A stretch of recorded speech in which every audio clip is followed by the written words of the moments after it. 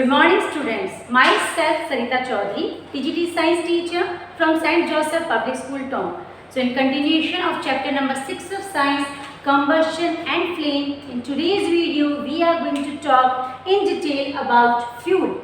So the very first question arises over here, what the fuel is. Fuel हम कहेंगे किसको?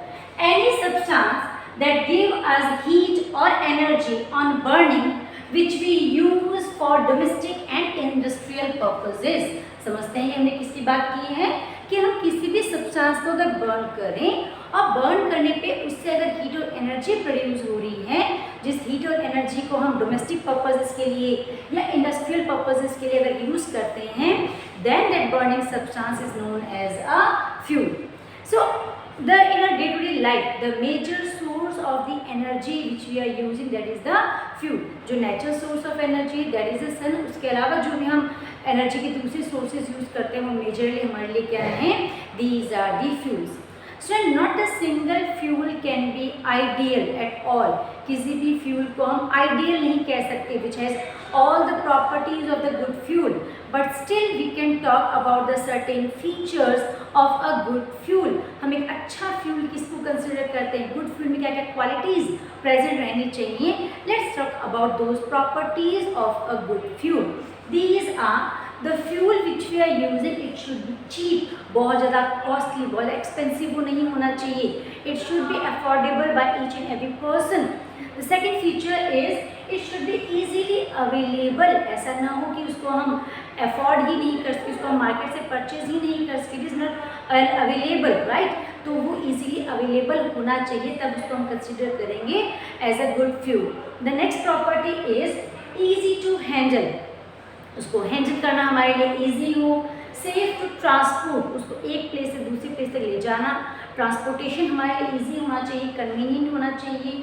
Convenient to store, ऐसा food जिसको हम इजीली स्टोर करके भी रख सकते हैं for a short span of time. Easily controllable, that means ऐसा ना हो कि उसकी फायर अगर एक बार वो सब्सटेंस फ्यूल इग्नाइटेड हो जाए तो उसको हम कंट्रोल ना कर सकें, उसकी एनर्जी को, उसकी हीट को. वो हमारे लिए इजी टू हैंडल होना चाहिए, उसको हम कंट्रोल कर सकें किसी भी time. High calorific value, that means बहुत ज़्यादा उससे एनर्जी प्रोड्यूस होनी चाहिए. फ्यूल को हम किस लिए यूज़ कर रहे हैं? टू ऑब्टेन हीट और एनर्जी फ्रॉम इट. तो अगर कोई फ्यूल बहुत ज़्यादा एनर्जी प्रोड्यूस करेगा तब उसको हम क्या कहेंगे? That is considered as a good fuel. The next property is ignition temperature more than the normal room temperature. Like हमने बात की थी कि सोडियम एंड पोटेशियम, उसका इग्निशन टेम्परेचर. फॉस्फोरस की बात की थी हमने, बहुत लो इग्निशन टेम्परेचर होता है. तो these substances they catch the fire. Phosphorus का इग्निशन टेम्परेचर क्या है? It's 35 degree Celsius. तो नॉर्मल रूम टेम्परेचर पे it absorb the heat from the surrounding and it starts burning. Burn होना स्टार्ट हो जाता है. तो इतना लो इग्निशन टेम्परेचर भी किसी सब्सटेंस का नहीं होना चाहिए. If we are using that substance as a fuel, उसका इग्निशन टेम्परेचर कितना होना चाहिए? नॉर्मल रूम टेम्परेचर से थोड़ा सा ज़्यादा होना चाहिए ताकि वो ऑटोमेटिकली फायर कैच न करे. It only burn when we are using it, जब उसको हम यूज़ करें. The next feature is unpolluting in nature. अगर हम फ्यूल को बर्न कर रहे हैं एंड उससे बहुत सारा pollution, air pollution, water pollution, different type of pollution अगर क्रिएट हो रहा है, then that fuel is not considered as a good fuel. वो नेचर में कैसा होना चाहिए? अनपॉल्यूटिंग. पोल्यूशन तो अगर क्रिएट कर भी रहा है तो लीस्ट पोल्यूशन उससे क्रिएट हो. The next feature is that it should be burn without leaving any residue. हम उसको बर्न करें वो कम्प्लीटली बर्न हो जाए विदाउट लीविंग बिहाइंड एश और अदर सब्सटेंसेस. वो दूसरी चीज़ तो बची भी ना रह जाए, वो कम्प्लीटली बर्न हो, so that the maximum heat and energy can be obtained from it. So these are the some of the features of an ideal fuel. हमने बात की थी कोई भी फ्यूल कम्प्लीटली आइडियल नहीं हो सकता. आइडियल फ्यूल से कहेंगे जिसमें सारी फीचर्स प्रेजेंट रहें, but still we always try to look for a fuel which is having the maximum property of these ideal fuels. तब उसको हम एक गुड फ्यूल के अंदर कंसिडर करते हैं. The next topic come that is the fuel efficiency. Which fuel is considered as an efficient fuel? हम किस फ्यूल को एक एफिशिएंट फ्यूल कहेंगे? So the efficiency, the capacity of a fuel that depends upon its calorific value. किसी भी fuel की जो efficiency है, उसकी जो कैलिबर है, किस पे डिपेंड करेगी? उसकी कैलोरीफिक वैल्यू पे डिपेंड करती है। अब अगेन एक क्वेश्चन रेज हो रहा है यहाँ पे कि what is calorific value is, हम कैलोरीफिक वैल्यू किसे कहते हैं? Students, calorific value is of a fuel depends on what the calorific value is. Calorific value of a fuel, that is the amount of heat energy. हम यहाँ पे calorific value की definition को ले सकते हैं। कैलोरीफिक वैल्यू हम किसको कहेंगे? Amount of heat energy, amount of heat energy produced on complete burning of 1 kg of a fuel. अगर हमारे पास 1 किलोग्राम ऑफ फ्यूल हो तो उससे जितनी हीट एनर्जी प्रोड्यूस होती है, 1 किलोग्राम ऑफ फ्यूल को अगर हमने कंप्लीटली बर्न कर दिया तो इसी कंप्लीट बर्निंग पे जो amount of heat energy produce होगी, that amount of heat energy is known as the calorific value. उस हीट एनर्जी के अमाउंट को हम क्या कहते हैं? कैलोरीफिक वैल्यू कहते हैं। और जिस पे डिपेंड करती है किसी फ्यूल की एफिशिएंसी कितनी कम या कितनी ज़्यादा है। नाउ अलग अलग चीज़ों के लिए हम यूनिट्स भी यूज़ करते हैं, टाइम के लिए, डिस्टेंस के लिए, वेट के लिए, we are having units, certain units. तो वैसे कैलोरीफिक वैल्यू की यूनिट क्या है? The unit of calorific value is expressed in kilo joule per kilogram. Heat energy के लिए हम वर्ड यूज़ करते हैं, यूनिट यूज़ करते हैं जूल। तो कैलोरीफिक वैल्यू के लिए क्या यूनिट करेंगे? Kilo joule per kilogram. ये तो उसकी होगी कैलोरीफिक वैल्यू की यूनिट। जैसे मैंने कहा कि किसी फ्यूल की कैलोरीफिक वैल्यू है 50,000 kilo joule per kilogram, 30,000 kilo joule per kilogram, तो ये उसकी यूनिट हो गई। This unit can be represented in its abbreviation form.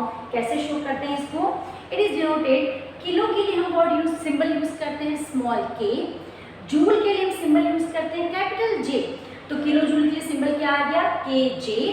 पर मीन्स डिवाइडेड बाय, तो अपॉन का साइन आ जाएगा। एंड देन किलोग्राम के लिए हम वर्ड यूज सिंबल यूज करते हैं स्मॉल के एंड स्मॉल जी। तो this is the representation of the unit of a kilo calorific value. अब बात करते हैं, let's talk about the some examples of sub fuels and with their calorific values. Substances की बात करते हैं उनकी कैलोरीफिक वैल्यूज के साथ। So one table is given in your NCERT book, and in that table we are having the name of certain fuels, and in front of them their calorific value is given. So अगर उस calorific value को हम keenly observe करें, then we will find that the calorific value of hydrogen gas is maximum. Hydrogen gas की calorific value कितनी है? It is 1,50,000 kilo joule per kilogram. मतलब 1 kilogram अगर हम हाइड्रोजन गैस को बर्न करते हैं तो उससे कितने किलो जूल एनर्जी प्रोड्यूस होती है? It is 1,50,000 kilo joule energy is produce. मतलब थोड़े से इस हाइड्रोजन को बर्न किया तो बहुत ज़्यादा एनर्जी प्रोड्यूस हो रही है, उसकी कैलोरीफिक वैल्यू बहुत ज़्यादा है। If you talk about LPG gas, तो एलपीजी गैस की अगर 1 किलोग्राम एलपीजी गैस को हम बर्न करें तो उसे कितने किलो जूल एनर्जी प्रोड्यूस होगी? It is 55,000 kilo joule energy is produce on the burning of 1 kilogram of LPG gas. CNG को बर्न करेंगे तो कैलोरीफिक वैल्यू है 50,000 kilo joule per kilogram. Kerosene and diesel they are having nearly same calorific value which is 45,000 kilo joule per kilogram. And cow dung cake that is having the least calorific value, that is 6,000 to 8,000 kilo joule per kilogram. अगर हम 1 kg of cow dung cake को burn करेंगे तो सिर्फ कितनी energy produce होगी? 6,000 to 8,000 kilo joule energy he produce उससे हो पाएगी। So after having discussion on the fuel, its properties, its features which make them ideal, calorific value क्या होती है, उसकी unit क्या होती है, at the last let's talk about different types of fuels. So the types of fuel, they are on the basis of different physical states of matter. We know very well there are three physical states of matter named as solid, liquid and gas. तो हम solid fuel किसको कहेंगे? वो fuel जो किस form में present है? Solid form में प्रेजेंट है. And the best examples are firewood, coal, agricultural waste, cow dung cakes. They are the examples of the solid fuel. The fuels which are present in their liquid state are known as liquid fuel. Examples are petroleum, diesel, kerosene, etc. And the fuels which are present in their gaseous state are known as gaseous fuels. And examples of gaseous fuels are LPG, CNG, liquefied petroleum gas, compressed natural gas, biogas, methane, etc. So that's all for today's video. You can take a quick screenshot of the screen.